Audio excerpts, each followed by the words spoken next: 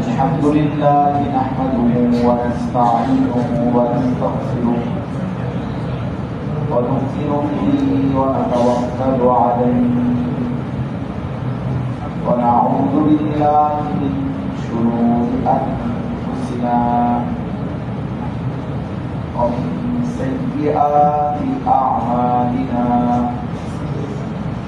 من يهده الله فلا مضل له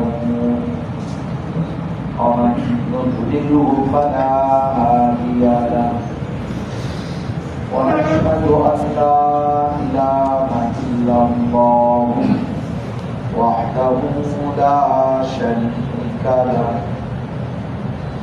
ونشهد أن سيدنا وحبيبنا ومولانا محمدا عبده ورسوله أما بعد فأعوذ بالله من الشيطان الرجيم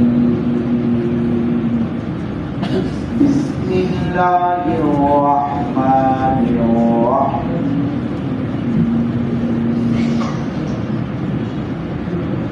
وأذن في الناس بالحج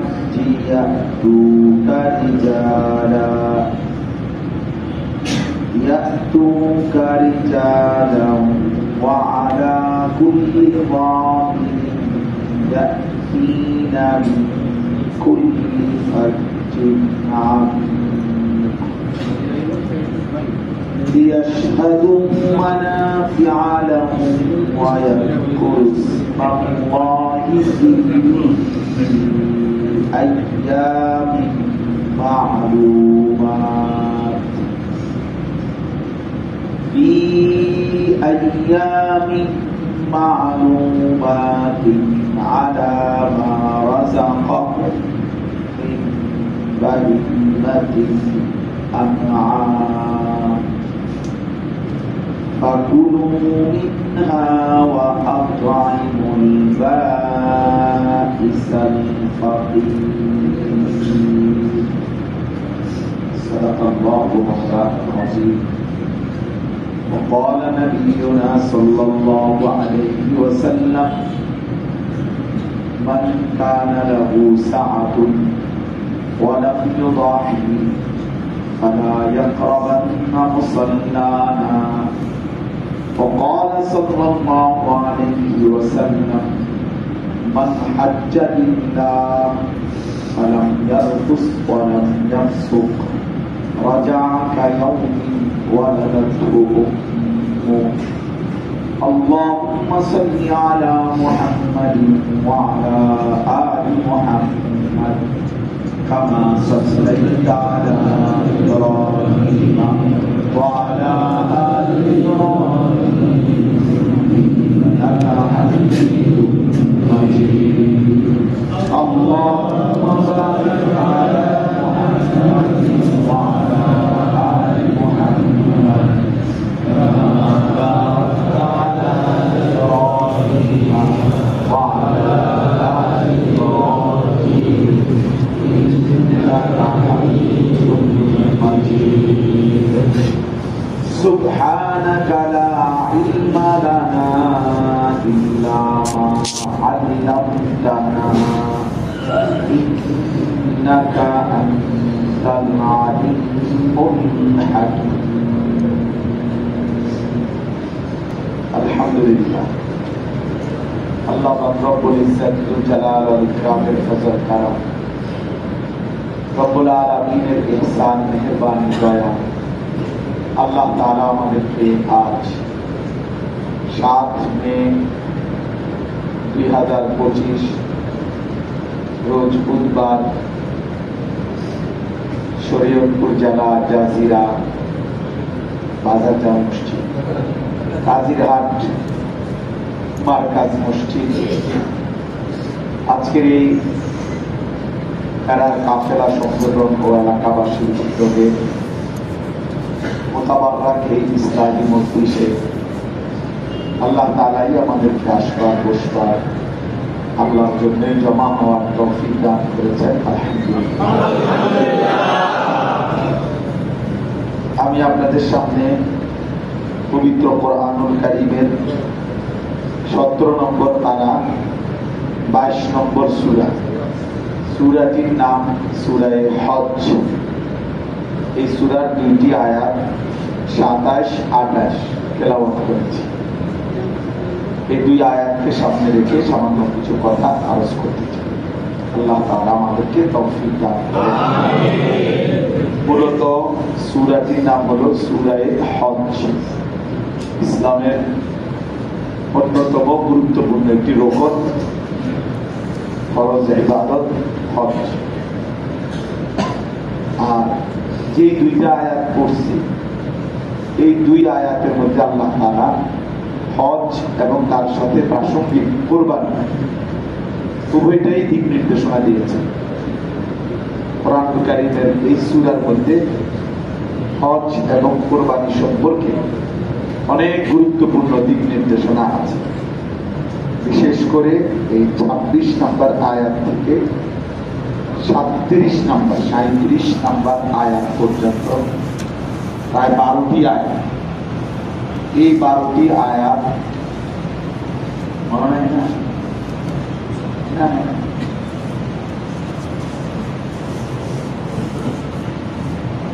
তো এই 12টি আয়াত হজ এবং কুরবানির উপরে অত্যন্ত গুরুত্বপূর্ণ দিক নির্দেশনা। কোরআনুল কারীমের আরো আয়াতের মধ্যেও হজ এবং কুরবানি সম্পর্কিত আলোচনা আছে।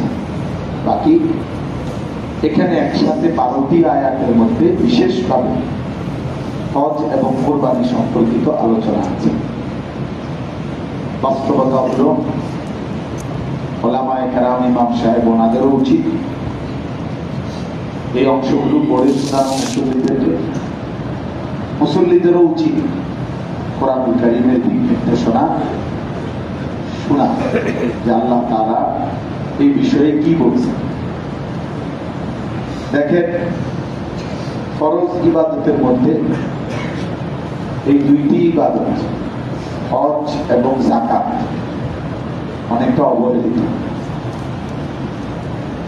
অনেকটাই অবহেলিত। যাকাতের সাথে সরাসরি আর্থিক সম্পর্ক, আর্থিক ইবাদত। আর হজ হলো শারীরিক ও আর্থিক উভয়ের সমন্বয়ে ইবাদত। তো আর্থিক যেহেতু বিষয়টা আছে, এটার সাথে বড় একটা বিষয়। আমাদের সমাজে যাকাত এবং হজ এই 2 বিষয় সুন্দরভাবে বুঝে নেওয়া এবং সেই আলোকে আমল করা, এই মানসিকতাই অনেক বেশি পরিমাণ মুসলমানের মধ্যেই নাই। ইচ্ছা করেই বুঝতে চায়, উনি জানে সব, বেশি বুঝতে গেলেই আমার উপরে যাকাত আসবে, বেশি বুঝতে গেলেই আমার উপরে ফরজ, হজ ফরজ হয়। তার চাইতে আমি বুঝি না। গ্রামের মানুষ, সাধারণ মানুষ, আমরা কোন রকম জানি আসলে আমরা কি আর ওইরকম পড়ালেখা করছি, আমরা কি আর বুঝুনি, এই সমস্ত বাটপারি কথা, ধোকাবাজি কথা বলে বলে উনি কৌশল করেন, মানে পাশ কাটায় আর কি, বাদ নেয় যে উনি বুঝে না। আপনি আমার সাথে চালাকি করলেন, আমারে ধোকা দিলেন, আপনি মনে করছেন হুজুরা বুঝছে না, আপনি বুঝছেন, আপনি চালান, মানে হুজুরা শুধু চিরা খায়, আপনি শুধু ভাত খান। এই জন্য এটাতে এক ধরনের কৌশল ছাড়া, চালাকি ছাড়া আর কিচ্ছু না। মূলত ইমানদারের উচিত আমলকে পূর্ণ বুঝে নেওয়া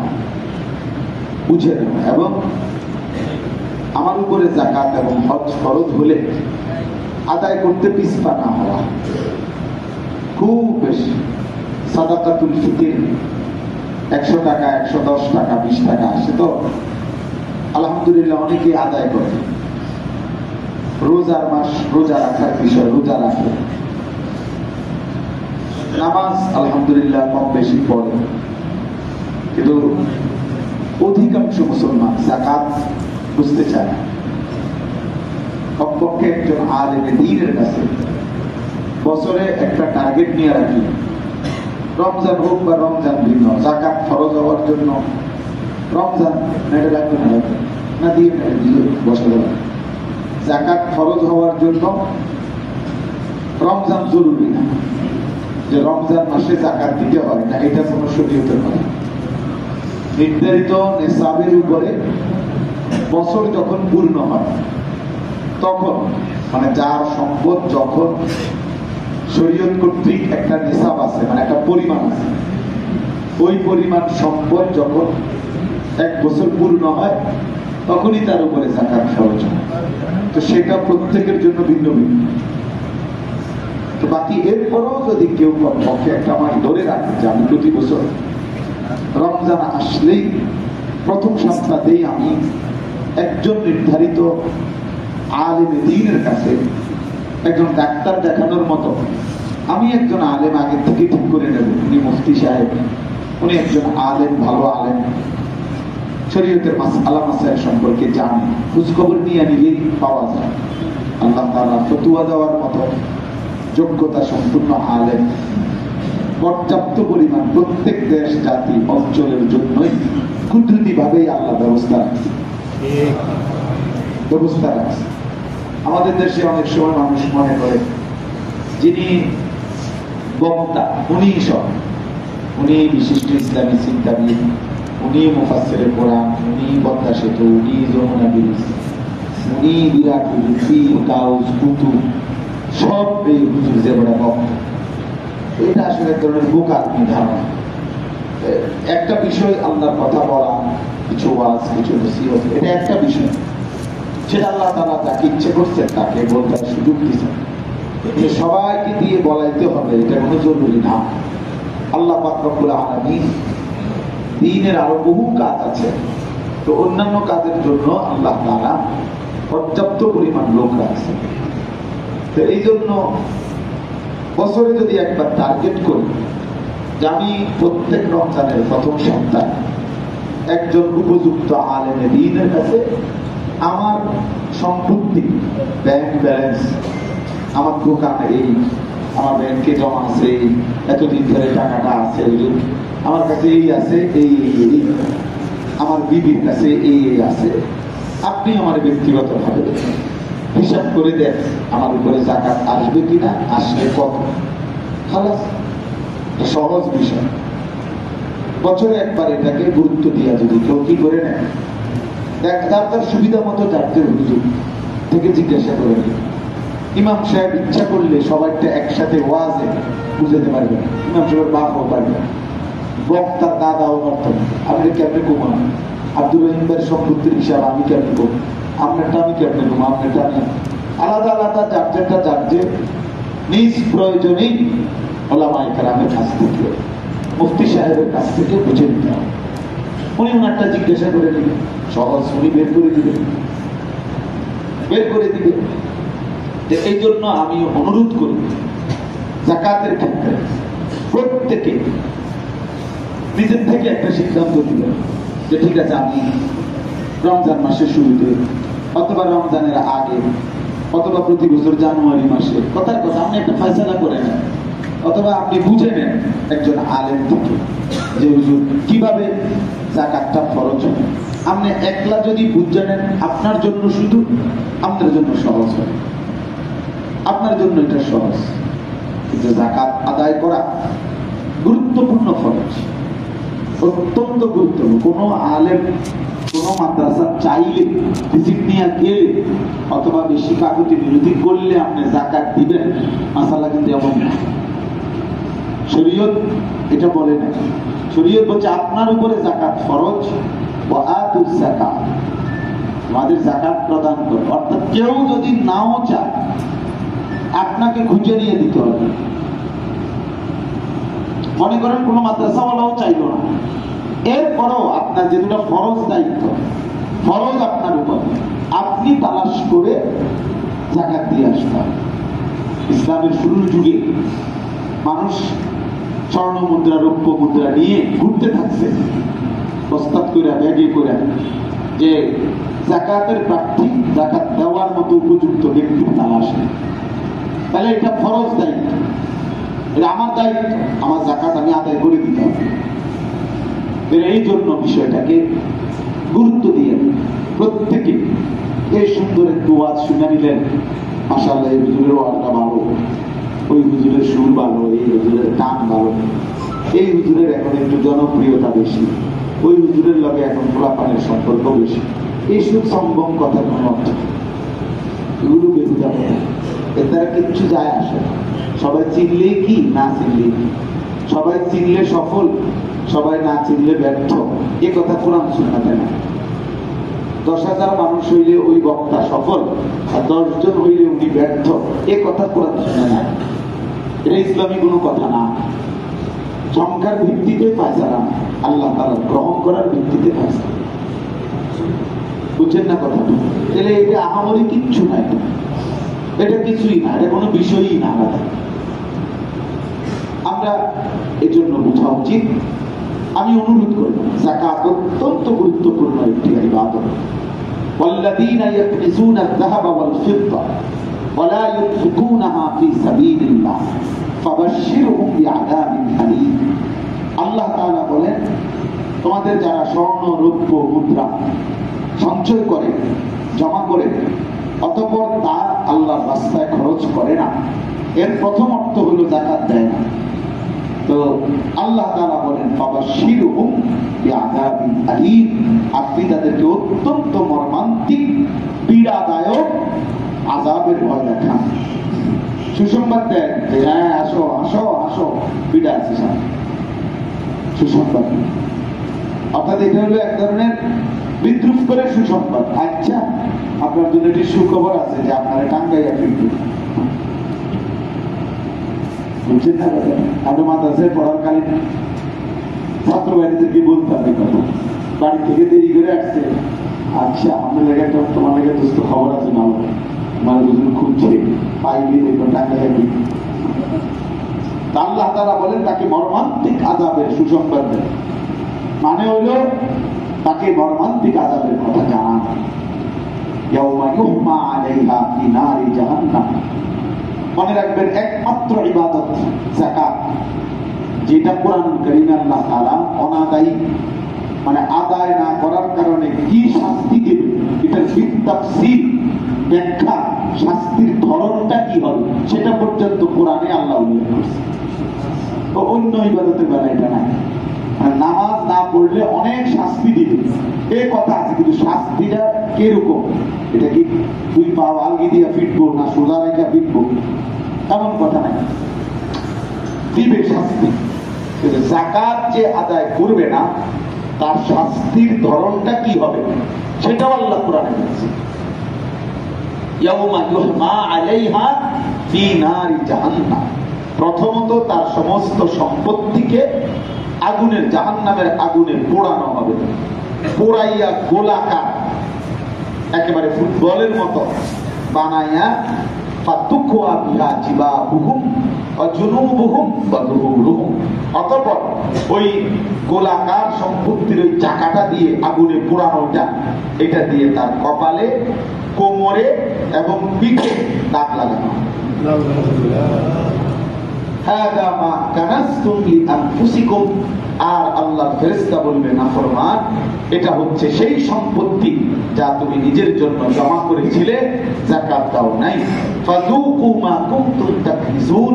অতএব আজকে তোমার সেই জমানো সম্পত্তির স্বাদ, মজা, যুকু, আস্বাদন করো। আল্লাহ আমাকে হেফাজত করুন। তাহলে এই জন্য এটা জরুরি বিষয়। যাকাতের শাস্তি সরাসরি আল্লাহ বলছেন, সরাসরি বলে দিয়েছেন, হাদিসের মধ্যে আছে। আল্লাহ নবী সাল্লাল্লাহু আলাইহি ওয়াসাল্লাম বলেন, যে ব্যক্তি মাল ছিল অথচ যাকাত দিল না, রাসূলুল্লাহ সাল্লাল্লাহু আলাইহি ওয়াসাল্লাম বলেন, কিয়ামতের দিন আল্লাহ তাআলা তার শরীরের মধ্যে ওই মালটাকেই বিষধর সাপ, টাক মাথাওয়ালা, মানে যেই সাপ প্রচন্ড বিষাক্ত হওয়ার কারণে তার মাথার অগ্রভাগের চুল উঠে গেছে, টাক মাথা বিশিষ্ট বিষাক্ত 2 মুখ সাপ তার শরীরে পেঁচাইয়া দেওয়া হবে এবং ওই দুই মুখোশাপ তার দুই মুখ দিয়া দুই গালে ওই নাফরমানের কামড়াইতে থাকবে, ঠোকর দিতে থাকবে, আর বলবে, ওই সাপই বলবে, আনা মালুকা আনা কানজুকা, আমি তোর মাল, আমি তোর জমানো সম্পদ। একেবারে বুখারীর হাদিস, এটা মুসলিমের হাদিস, সব কিতাব সর্বাধিক বিশুদ্ধ হাদিস। তাইলে বিষয়টা আপনি মামুলি মনে করছেন, যেহেতু দেই তো আল্লাহর রহমতে আপনার দোয়ায়, যে আইয়ে দেই তো ফিরাই তো না কারো, হ্যাঁ ফিরায় না, 5 টাকা করে পাইকারি ভাবে ঠিক আছে, প্রত্যেক রিসিটের লগে 10 টাকা স্টেপটা মেরে দিয়েছে, দে তো টাকা রিসিটটা 3000, বুঝলেন না কথাটা? যতগুলো রিসিপ্ট দিয়ে গেছে সবটির লগে 20 টাকা করে স্টেপটা মেরে দিয়ে দিয়ে, তাই তো হুজুর আসছে ওই বুঝে না আছে, আপনি রিসিপ্ট বইটা কাগজটাকে দিয়ে গেছেন, একটা তোয়াইয়া নেই, এটা লাগে 20 টাকা, এই তো কাউরে ফিরাই না, কাউরে ফিরাই না। এটা নিয়ে আপনারই বলছি, আপনি মস্কারি করেন না, আপনাকে বলছি হিসাব করতে হবে। আপনার সম্পত্তির হিসাব করে, শতভাগ হিসাব নিখুঁত করে, ঠিক যত টাকা যাকাত আসছে অত টাকাই দিতে হবে, কম দেওয়ার এখানে কোনো সুযোগ নাই। বেশি দিতে আপনারই বলেন, এত এত বেশিরও দরকার, আপনি হিসাবটাই দেন। 4 টাকার নামাজে আপনি 8টাই দিবেন, সেজদা 12টা দিবেন, আমি তো বলছি 12টা দিবেন, কথা বুঝেন না? সেজদা আপনি 8টাই দেন, আমি এত ভালো দরকার না, আমার 8টা হলে সামনে। এই জন্য খামখেয়ালি না করা। অনেক আরো তো অনেক বলা যাইছে, সময় কম। আমার মূলত মাগরিবের পরে বয়ান করার কথা ছিল, কিন্তু ফারুক ভাই তারা খুব অনুরোধ করছে, এই জন্য আমি অল্প একটু সময় আপনাদের সামনে কথা বলব। তাইলে আমি আপনাদের কাছে প্রথম অনুরোধ করলাম, এটা প্রিয় ভাই, প্রিয় বাপ, অসংখ্য মানুষ, এই অনেক জানার ছেলে আছে, ইয়াং ছেলে, চাকরি করে, বিদেশ করে, ব্যবসা করে, হয়তো বিয়ে করে না, হ্যাঁ বিয়ে এটার সাথে কোনো সম্পর্ক বুঝতে চায় না, আমি মুসলাম মানুষ, আমি অল্প বয়স, আর অল্প বয়সটা কথা, সম্পত্তি নিয়ে না কথা। এরপরে আমার আব্বাই দেয়, আমরা একসাথে সংসার, তোমার একসাথে সংসার জিগেছি, জাকাত খরচ হওয়ার জন্য একসাথে সংসার না 2 সাথে সংসার, এটা জিগেছি কোনো কথা বলেন না, এটার সাথে কোনো সম্পৃক্ত বিষয় তো আপনার সংসার একসাথে না 2 সাথে, এটা আমার কি দরকার? এই জন্য এটাকে খামখেয়ালি মনে না, এটা অত্যন্ত গুরুত্বপূর্ণ ইবাদত, ফরজ ইবাদত। ইসলামের 5টি মৌলিক ভিত্তি, চোখ বন্ধ করলেই ঝড় বন্ধ হয় না, মনে রাখতে হবে। অর্থাৎ তুফান আসলে চোখ বন্ধ রাখলে আপনি বলছেন না তুফান নাই, না তুফান নাই, কই কিসের তুফান, কি তুফান নয়, তুফান হইতেছে, আপনি চোখ বন্ধ রাখছেন না। তাহলে আপনি আপনার উপরে যেটা শরীয়তের বিধান হয়ে আসতেছে, আপনি কোনো আমি বুঝি না, আপনি বুঝতে চান নাই, সেটা না বলবেন, আপনি জানতেই চান নাই, আপনি শিখতেই চান নাই, এটাকে কোনো বিষয়ই মনে করেন না, ফালতু মনে করেন, মামুলি মনে করেন। আখিরাতকে আমার শায়েখ আল্লামা মুফতি মুশতাকুর নবী সাহেব সব সময় বলে যে ভাইয়া, হে আল্লাহর বান্দা, হাসরের মাঠকে মামুর বাড়ি মনে করো না, এটা মামুর বাড়ি, শ্বশুর বাড়ি না, মস্কারি না, এটা মস্কারি না, জানে একটা নয়সে করে আপনি চলে যাবেন আজকে ঝাড়ি দিয়া, এটা হাসরের মাঠ। প্রথম দিন 50,000 বছরের লম্বা সময়ের জায়গা হাসরের মাঠ, পুরা মাঠ না, একদিন একদিন। ফি ইয়াউমিন কানা মিকদারুহু 50,000 সানা, হাসরের মাঠ পুরা সময় 50,000 বছর না, একদিন 50,000 বছর। এবার চলে যতক্ষণ মসজিদে টাকা 10,000 দিচ্ছে, আল্লাহ রহমতে বেহেশতের বুঝেছি, বেহেশত কি 2টা রুম, হ্যাঁ বেহেশত কি 2টা রুম মনে করছেন আপনারা, যদি 10,000 টাকা দিয়েছে বেহেশত বুঝে গেছে, 3টা ফ্যান দিচ্ছে, উনি বেহেশতের বুঝে গেছে, 2 কাতার টাইলস টাকা দিচ্ছে, উনি আপনি বেহেশত, উনি বেহেশত দেবেন না তো বেহেশত যাইবে, হ্যাঁ ব্যবসা ব্যাপার কই লোকই তো দেখি না, না লোক সব বেহেশতি লোক আপনার কান্দে বসে, লোক দেখেন কে বলছে আপনাকে? এজন্য কোনোভাবে দিনকে হালকা মনে করতে না, মামুলি মনে করতে না। যাকাত একটি গুরুত্বপূর্ণ, এটা নফল ইবাদত না, ফরজ ইবাদত, এবং এর শাস্তি অত্যন্ত ভয়ানক। এই জন্য আজকে ওয়াদা করেন যে ইনশাআল্লাহ এই বছর থেকে আমরা হিসাব করে যাকাত দেব ইনশাআল্লাহ। সবাই বলেন ইনশাআল্লাহ। জেনে নিবেন, কোন আলেম দিন থেকে জিজ্ঞেস করবেন কিনা বলেন বলেন ইনশাআল্লাহ। সরাসরি আপনি বলবেন, আপনারটা আপনি কইবেন, আপনারটা আপনি বলবেন, অসুবিধা কি? হুজুরি কি সবাই জানাই দিবে নাকি যে ওনার কাছে আমি আমার জানার মধ্যে 14 লাখ টাকা আছে? তাই এটা জিজ্ঞাসা করে নিবেন। আর 2 নাম্বার হলো হজ। এটাও ফরজ ইবাদত। অসংখ্য মুসলমানের উপর প্রতিনিয়ত এখনো প্রতি বছর বাংলাদেশ থেকে হাজি হজে যায়। এটা আমাদের দেখার বিষয়। 80,000 হজে গেছে না 87,000 হজে যাবে? অনেক লোক, কি অনেক লোক, 18 কোটি কয় পার্সেন্ট? আপনি সেটা না বলবেন। মনে করেন 80,000 লোক হজে গেছে, বা ধরেন 1 লক্ষ লোক হজে গেছে এবছর যাবে, তো 1 লক্ষ লোক হজে গেলে যদি 18 কোটি মানুষের মধ্যে আপনি 4 কোটি বাদ দেন ভিন্ন ধর্মাবলম্বী, তো 14 কোটি মানুষ ধরেন, তো 14 কোটি কয় পার্সেন্ট? কোন পার্সেন্ট আছে? কোন পার্সেন্ট হবে এটা তারা? তো তাহলে এটা বেশি হইল। আমি একবার আমার শায়েখ আল্লামা মুফতি মুশতাকুর নবী সাহেব আরো 3-4 বছর আগে একবার আমরা রমজান মাসের শেষ দশক সব সময় হুজুরের সাথে ইতিকাফ করি। সেই 2013 সাল থেকে আজকে প্রায় 12 বছর আমি হুজুরের সাথেই ইতিকাফ করি। তো এই ইতিকাফের আজ থেকে 3-4 বছর আগে একবার ইতিকাফের মধ্যে 5 তালা মসজিদে হুজুরের মাদ্রাসা সুধন্যপুর প্রায় 900-950 সাথী একসাথে হয়েছে ইতিকাফ করার জন্য। এই বছরও প্রায় 1100 সাথী ইতিকাফ করছে এক মসজিদে।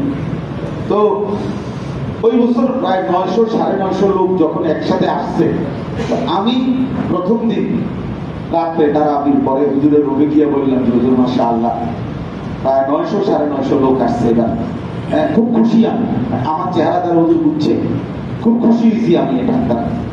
তখন হুজুর আমার একটা কথা বলছে, আমাদের কুমিল্লা শহরে মেইন যে মার্কেট জায়গাটার নাম হলো কান্দিরপাড়া, ওই জায়গাটার নাম, ওইখানে আর কি মেইন শপিং সেন্টার টেন্টার এগুলো সব। তো রমজানের শেষ দশকে আপনারা সবাই জানেন যে ঈদের কি পরিমাণ কেনাকাটা হয়, কি পরিমাণ নারী পুরুষ মার্কেটে থাকে। তখন হুজুরে বলছে মাওলানা খুশি হয়ে গেলেন, সারা বাংলাদেশ থেকে 64 জেলা থেকে মিলাইয়া 900 মানুষ আসছে। আর এই মুহূর্তে শুধু কুমিল্লা কান্দিরপাড়ে কুমিল্লার কি পরিমাণ লোক, শহরের আশপাশের কি পরিমাণ লোক মুসলমান মার্কেটিং করতেছে, এটার লোক এটার পার্সেন্টেজ বলে খুশি হয়ে গেছে।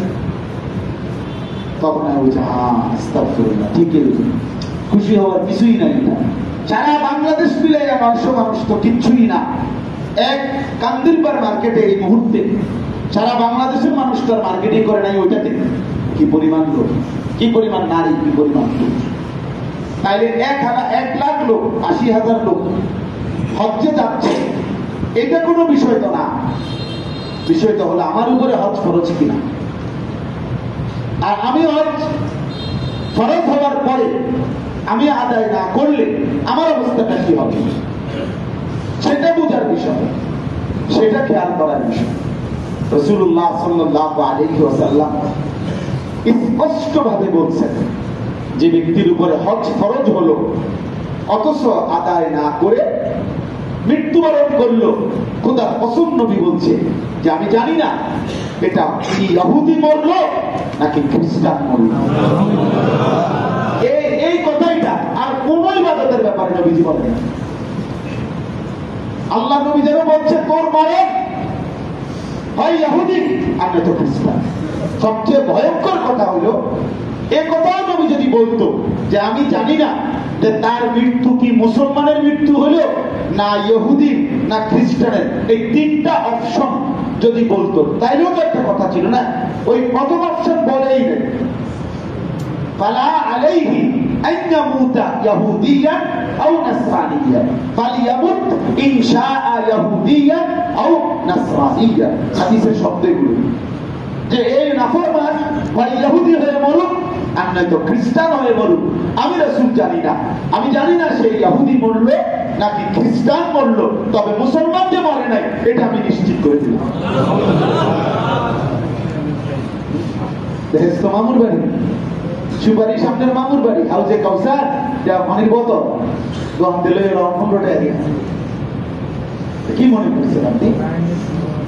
কি মনে করছেন? 3 ছেলের বিদেশ যাওয়ার 3-12-36 লাখ টাকা ব্যবস্থা করছে এই বেটা। 40 লক্ষ টাকা খরচ করে বাড়ি করছে, জমি কিনছে, ভিটা বাঁধছে, শাড়ি দিয়ে ওয়াল করছে, সব করতে পারছে।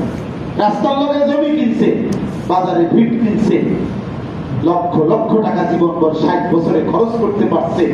কিন্তু নাফরমান বুড়া মিয়ারে যদি বলে হজে যাইতে না করতে যাও, আমরা ইতান বুঝি হুজুর আমাদের একটু হইব, আমাদের কোন রকম সংসার চলে না, মস্কারি করে ফাজলামি করে আর কি, মনে যেন ইচ্ছা করে না বুঝার একটা ভান করছে। হ্যাঁ, না বুঝার ভান করলে আপনি আমারে না বুঝ দিলে আমি নিয়ে হিসাব নিব আখেরাতে। কথা বলেন না কেন? ইমাম সাহেব নিয়ে আখেরাতে হিসাব নিব আমরা, তো আপনি ইমাম সাহেব কি বুঝতেন? আমারে কি বুঝ দিলেন আন্তাজি? আমারে বুঝ দিলে আপনার লাভ কি দিয়া? যে মালিকের কাছে আপনাকে হিসাব দিতে হবে ওনারে বুঝাইতে পারবেন তো? উনি জানে না আপনার কি ছিল কি নাই? আল্লাহ জানে না, তো ওনাকে কেমনে বুঝাবেন? আল্লাহকে কেমনে বুঝাইবেন? অসংখ্য অগণিত মুসলমানের উপরে প্রতিনিয়ত হজ খরচ। আফসোসের বিষয়, বুড়া মানুষ নিয়ে কথা, উপার্জনকারী ব্যক্তি, সামর্থ্যবান বালেগ, সে বিবাহিত হোক আর অবিবাহিত হোক, নির্ধারিত সম্পত্তির কারণে তার উপরে হজ খরচ। একত্রে সংসার আর ভিন্ন সংসার, এটাও কোনো বিষয় না। এটা শুধু বালেগ হওয়া, মুসলিম হওয়া, আকেল হওয়া, এগুলো হলো সত্য, এগুলো হলো সত্য। বিবাহিত অবিবাহিত কোনো কথা না, একসাথে সংসার আর ভিন্ন সংসার নিয়ে কথা না। হুজুর আমার আব্বারে আমি হজ করাইছি, আপনার আব্বারে হজ করাইছেন তো কি হয়েছে? আমাদের হজের কথা না বলবেন। আপনার আব্বারে হজ করাইছেন, আপনার আব্বারে তো আপনি জামাও কিনে দিচ্ছেন, আপনার আব্বারে তো আপনি লুঙ্গিও কিনে দিচ্ছেন, আপনার আব্বারে তো আপনি সংসারের খরচ দেন। তো এটার মতো ওগুলোতে যেমন নেকি আসছে, আপনার আব্বারে হজ করাইছেন, সেটা তো নেকি পাইবেন, অসুবিধা কি? কিন্তু আপনার হজ, আপনার আব্বার লুঙ্গি নিয়ে আপনি ফিরতেন, আপনার আব্বা খানা নিয়ে আপনি খান, সেগুলো সব ভিন্ন। তাহলে আপনার হচ্ছে, আপনার কোরবানি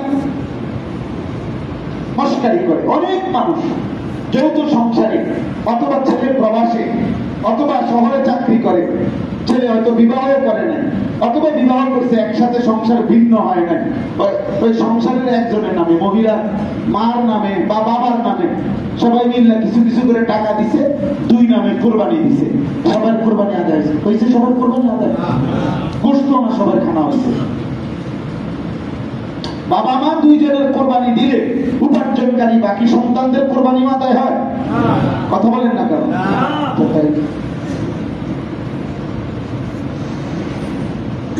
আল্লাহ নবী সাল্লাল্লাহু আলাইহি ওয়াসাল্লাম বলেন, মান কানা লাহু সাআতুন ওয়া লাম ইউদাহি ফালা ইয়াকরাবান্না মুসাল্লান। আমি শুধু এই 2টা কথাই আজকে বলতে চাই, বললাম না সময় কমের কারণে লম্বা করছিলাম না। এই যে এটাই আল্লাহ নবী সাল্লাল্লাহু আলাইহি ওয়াসাল্লাম বলেন, যার সামর্থ্য ছিল অথচ কোরবানি করে নাই, খোদার কসম নবী বলছে, সে যেন নামাজে, ঈদের নামাজ পড়তে সে যেন না আসে। তুই নাফরমান আসিস না, যা যা, তুই তোর টাকা দিয়ে বসে থাকবি, তুই আসবি না ইমানদারের মুসল্লাতে, ইমানদারের ঈদগাহে, ইমানদারের নামাজে তুমি আসো না, যা। ফালতু কথা। 20,000 টাকা তার কাছে পাহাড়ের মতো মনে হয়, 20,000 টাকা পাহাড়ের মতো মনে হয়, 6 লাখ টাকা হজ্জের পাহাড়ের মতো মনে হয়। 60 বছরও ব্যবস্থা হয় না, 30 বছরও ব্যবস্থা হয় না। অথচ যদি বলে আগামী সপ্তাহে বিশাল লাস্ট টাইম, আমরা রোববারের সন্ধ্যার ভিতরে যদি টাকা 12 লাখ 20 লাখ আপনি যদি ব্যবস্থা করে দিতে না পারেন, বিষয় অন্য করে দিয়ে এলাম, বিষয় নাই, মেয়াদ থাকবে না, ঠিক রোববার সন্ধ্যা লাগবে না, শনিবার বিকালে টাকার ব্যবস্থা হয়ে যাবে। বুঝি না?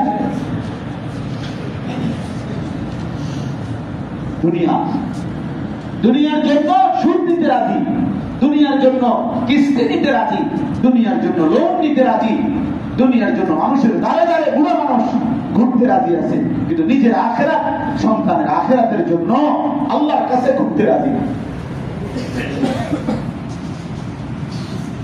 এজন্য বাপ, আমি এটা জরুরি বললাম, হজ ফরজ ইবাদত। একটা উদাহরণ বলি, একজন ব্যক্তি মনে করেন তার 10 শতক জায়গা আছে, 10 শতক।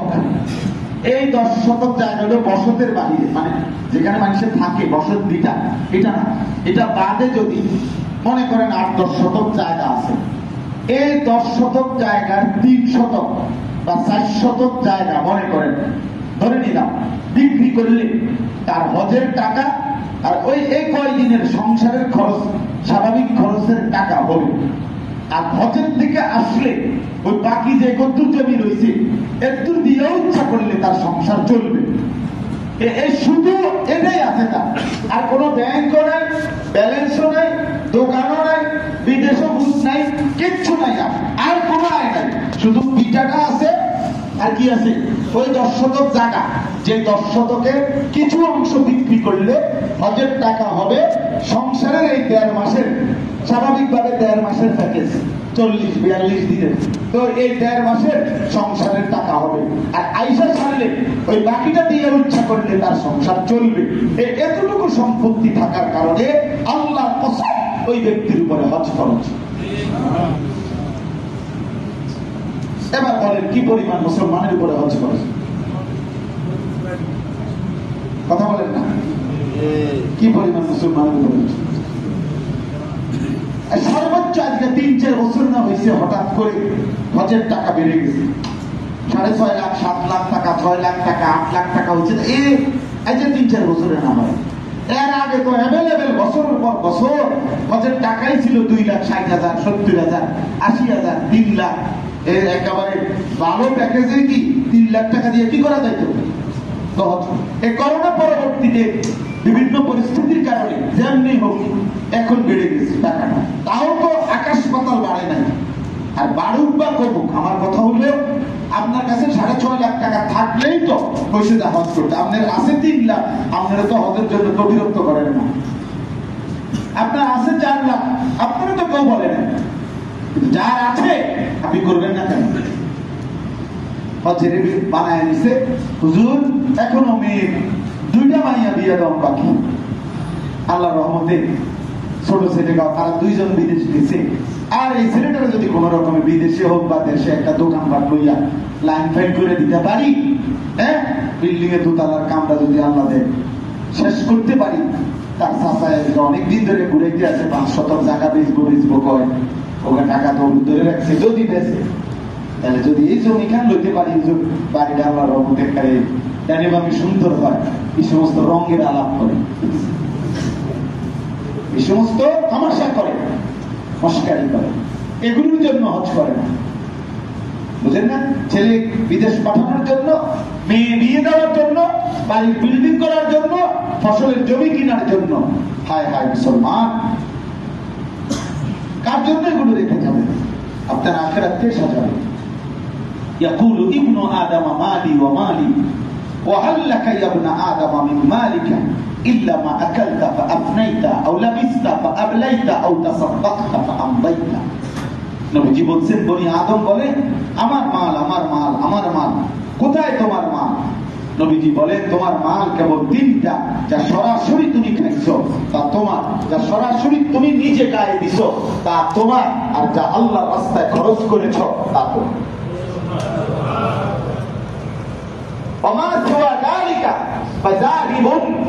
আর বাকি সব চলে যাবে তোমার থেকে, তার গুহুলিন নাস, পরবর্তী মানুষের জন্যই তুমি রেখে যাও। এজন্য বাপ, আমার কথা এটা, হজ একটি ফরজ ইবাদত। এটাও আপনি একজন আলেমে দ্বীন, আমার এটা এক কথায় আপনি বুঝবেন না, যেমন আমি যে মাসালা কইলাম, কিও আপনি হয়তো করবেন কিও হুজুর, কথাটা তো পুরো বুঝলাম না, তো কথাটা ভালো করে বোঝেন। আমার থেকে বুঝতে হবে জরুরি না। প্রত্যেক অঞ্চলে বললাম তো দিন বোঝানোর মতো উপযুক্ত আলেম দ্বীন আল্লাহ তাআলার ওয়াদা ওয়াজাআকুমুন নাযীর। প্রত্যেক মানুষের কাছে আল্লাহ তাআলা ভয় প্রদর্শনকারী উপযুক্ত বান্দা, তাকে দিন বোঝানোর মতো বান্দা প্রত্যেক অঞ্চলের জন্য আল্লাহ তাআলার বরাদ্দ আছে, ব্যবস্থা আছে। এটা আল্লাহ তাআলা কোরআনে বলছেন, ওয়ালিকুল্লি কওমিন হাদ, প্রত্যেক কওমের জন্য পথ প্রদর্শক আল্লাহ তাআলা ব্যবস্থা করেছেন। প্রত্যেক মানুষকে জাহান্নামীকে ফেরেশতারা জাহান্নামে বলবে, হ্যাঁ আলাম ইয়াতিকুম নাযীর, এই চিল্লাও কেন বেঈমান, তোমার কাছে কি কোনো ভয় প্রদর্শনকারী আখিরাতের কথা বলনেওয়ালা আসে নাই? প্রত্যেক জাহান্নামী খোদার কসম কোরআনে আছে, বলবে বালা قد جاءنا نذير, হ্যাঁ আমার কাছে আসছিল, বলেছিল ফাকাদ্দাবনা, আমি মিথ্যা মনে করেছি, ওয়াকুলনা মা নাযালাল্লাহু মিন শাই, আমি বলছি এগুলো আল্লাহ বলে নাই, এজন্য আমি পাত্তা দেই নাই। ওয়াকালু লাউ কুননা নাসমাউ আও নাকিলু মা কুননা ফি আসহাবিস সাঈর, জাহান্নামী বলবে ফেরেশতা ভাইয়া, সেদিন যদি দুনিয়ার জীবনে আমি শুনতাম অথবা একটু বুঝতাম, আও নাকিলু, একটু যদি বুঝে নিতাম, তাহলে তো আজ আমি জাহান্নামী হতাম না। প্রত্যেক পাপী তখন নিজের অপরাধের সাক্ষী দেবে, স্বীকৃতি দেবে। কিন্তু আল্লাহ বলেন ফাসুহকান লিআসহাবিস সাঈর, ফেরেশতারা বলবে সুহকান, দূর হ নাফরমান, যা। এখন স্বীকার করলে কি ফাসুহকান, যা, শুনছি এর করতে কথা, কিন্তু শূন্য কি লাভ, জানতে যা জাহান্নামের আগুনেই চল। এজন্য মামুলি মনে করবেন না। তাহলে কথা আমার শেষ। এক নম্বর কথা হলো যাকাত, হজ দুইটা ফরজ ইবাদত, কুরবানি ওয়াজিব ইবাদত। কুরবানি কি? তাহলে ফরজ এবং ওয়াজিবের মধ্যে গাফলতি করার কোনো সুযোগ আছে কি? কথা বলেন না কেন? আমার অনুরোধ করছি, একজনও কদর করেন কথাটা। অর্থাৎ হজ এবং যাকাত এবং কুরবানি আপনি কৌশল করবেন না, বরঞ্চ একজন উপযুক্ত আলেম দ্বীনের কাছে জিজ্ঞাসা করবেন যে হুজুর আমার এইটুকু সম্পত্তি আছে, স্থাবর সম্পত্তি অস্থাবর, এই ব্যাংকে এত, জমিতে এত, আমার হাতে আছে এত, সমিতিতে রাখছি এত, ডিপোজিটে রাখছি এত, আপনি কদ্দুরে মিলাই দেন, আমার উপরে হজ ফরজ কিনা, আমার উপরে যাকাত ফরজ কিনা, আমার উপরে কুরবানি ফরজ ওয়াজিব কিনা, এটা বুঝে নিলে কোনো অন্যায় হবে না। সর্বশেষ কথা হলো হজ এবং কুরবানি, এই দুই ইবাদতের মধ্যে আল্লাহ তাআলার মূল মাকসাদ দুইটাতে একটা জিনিস। কোরআনুল কারীমের মধ্যে আল্লাহ তাআলা বলেন হজ্জের দ্বারাও আল্লাহ তাআলার উদ্দেশ্য ওয়াত্তাকুনি ইয়া উলিল আলবাব, হে বুদ্ধিমান বিবেকবান, তাকওয়া অবলম্বন করো। এই হজ্জের কথা বলতে গিয়ে এটা আছে, আল হজ্জু আশহুরুম মা'লুমাত ফামান ফারাদা ফীহিন্নাল হজ্জ ফালা রাফাসা ওয়ালা ফুসুকা ওয়ালা জিদালা ফিল হজ্জ। এরপরে ওমা তাফআলু মিন খাইরিন ইয়া'লামুহুল্লাহ ওয়া তাযাওয়াদু ফাইন্না খায়রাজ যাদিত তাকওয়া ওয়াত্তাকুনি ইয়া উলিল আলবাব। আল্লাহ তাআলা বলেন হজ্জের মধ্যে মাকসাদ তাকওয়া। তাকওয়া গুনাহ থেকে বাঁচার এক জিন্দেগি তোমার ভিতরে আসবে, আল্লাহর ইবাদতে অভ্যস্ত একটা জীবন তোমার গঠন হবে, এটাই আমি আল্লাহ তাআলার মাকসাদ।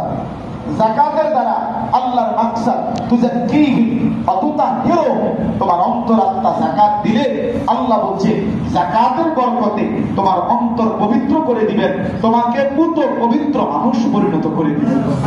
খুয মিন আমওয়ালিহিম সাদাকাতান তুতাহহিরুহুম ওয়া তুযাক্কিহিম বিহা, এর দ্বারা তাজকিয়া হবে, অন্তরাত্মা পবিত্র হবে, গুনাহমুক্ত এক জীবন নসিব হবে।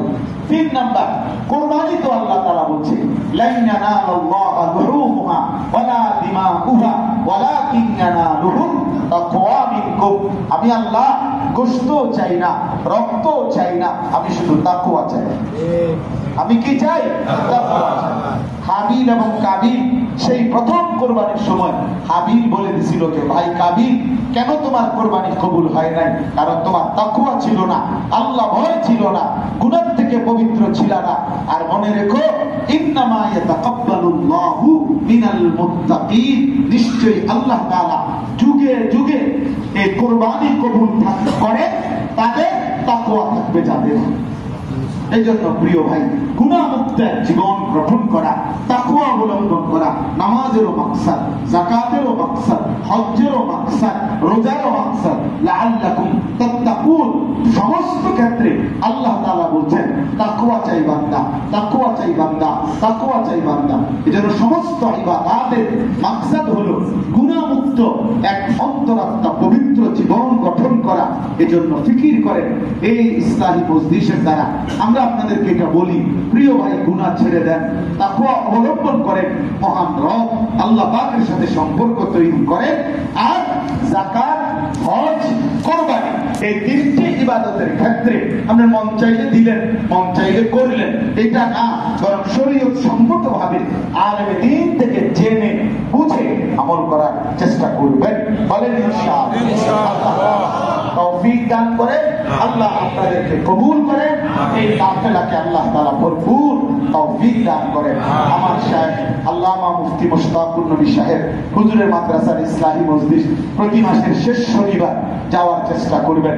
আমার ছোট্ট মাদ্রাসা আছে কুমিল্লা ক্যান্টনমেন্ট ময়নামতি, সেখানে দ্বিতীয় শনিবার প্রতি মাসের ইংরেজি সেখানে ইসলাহি মাহফিল হয়, পারলে যাওয়ার চেষ্টা করবেন।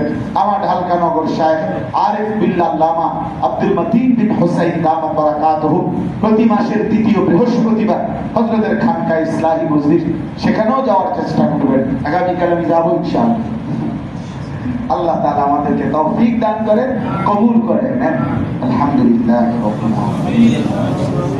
اللهم انت السلام ومنك السلام تبارك يا ذا الجلال والاكرام مولا كريم بما قلنا رب كريم بما قلنا مهربان مولا بما قلنا اي كريم بما قلنا ঈমান আমলের জীবন দান করে, ইজ্জত মাফিয়ত দান করে, তাকওয়া তাহারত দান করে, সিজদা ওয়ালা কপাল বানিয়ে দেন, কাদির ওয়ালা চোখ বানিয়ে দেন, জিকির ওয়ালা জবান বানিয়ে দেন, মহব্বত ওয়ালা দিল বানিয়ে দেন। আল্লাহ সমস্ত কবরবাসীদেরকে মাফ করে দেন। আল্লাহ অসুস্থ বিমারি যারা শিফা করে দেন, প্রত্যেকের কামাই রুজিতে হালাল বরকত দান করেন। কিশোর যুবক ছেলেগুলোকে নামাজি বানিয়ে দেন, চরিত্রবান বানিয়ে দেন, উত্তম আখলাক ওয়ালা বানিয়ে দেন, আগামীর মাহদির সৈনিক হিসাবে কবুল করে নেন। আল্লাহ বয়স্ক বাবা চাচাদেরকে আরো বেশি নেক আমলের তৌফিক দান করেন। উলামায়ে কেরামের কলিজায় উম্মতের ফিকির দান করেন, দরবে নববী দান করেন। আল্লাহ আমাদের সবাইকে হজ, যাকাত, কুরবানি প্রকৃত অর্থে শরীয়তের দ্বীন বুঝে আদায় করার তৌফিক দান করেন। আল্লাহ জিহাদ ফি সাবিলিল্লাহর দৌলত আমাদেরকে দান করেন, কিতাল ফি সাবিলিল্লাহর দৌলত আমাদেরকে দান করেন। আল্লাহ আপনার দ্বীনের জন্য, কালেমার জন্য যদি এই জীবন চান মাওলা, এই জান দিতে রাজি মাওলা, আল্লাহ তারপরেও গাজা ফিলিস্তিনের মজলুম মুসলমানকে বিজয় দান করেন। আল্লাহ ভারতের নির্যাতিত মুসলমানকে আপনি হেফাজত করেন। আল্লাহ কুফরের সাথে মুমিনের যুদ্ধ শুরু হয়েছে মাওলা, আল্লাহ ইমানদার পাকিস্তানিদেরকে বিজয় দান করেন, বিজয় দান করেন। আল্লাহ আপনার কালেমা যেন বেইজ্জতি না হয়, আপনার দ্বীন যেন বেইজ্জতি না হয় মাওলা। আই করিম, আই রহিম, আই রহমান, ইয়া রব্ব মুহাম্মদ انصر امه محمد يا رب محمد انصر امه محمد يا رب محمد ارحم امه محمد। আল্লাহ কালেমার বিজয় দান করে, হকের বিজয় দান করে, ঈমানের বিজয় দান করে।